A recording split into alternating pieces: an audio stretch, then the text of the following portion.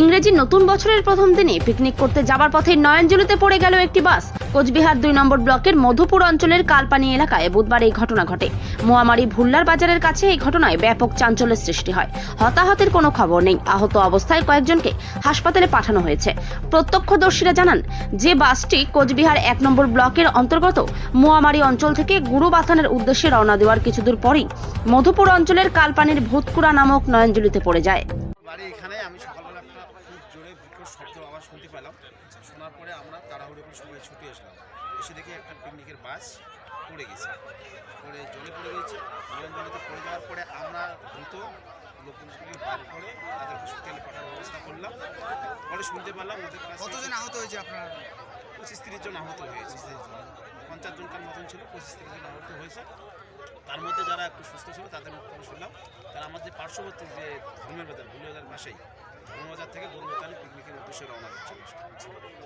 বারবার এই জায়গাটায় একই জায়গায় বারবার দুর্ঘটনা ঘটছে, আপনাদের স্থানীয়দের কি বক্তব্য? এখানে বারবার দুর্ঘটনায় কিছুদিন আগে একটা ডাম্পার এখানে পড়ে গিয়েছিল, যে এখানে যে কালভারটা আছে কালভারটা একদম চাপা, আমার খুব সুস্থ, তাতে বড় গাড়ি বা যাওয়ার খুবই অসুবিধা। এর আগে হয়েছিল আমরা জানাইছিলাম, যে স্থানীয় প্রশাসনকে জানিয়েছিলাম, অঞ্চলকে জানিয়েছিলাম, তারা দ্রুত সারাই করতে চেয়েছিল, কিন্তু এখনো হয়নি। এখনো হয়নি।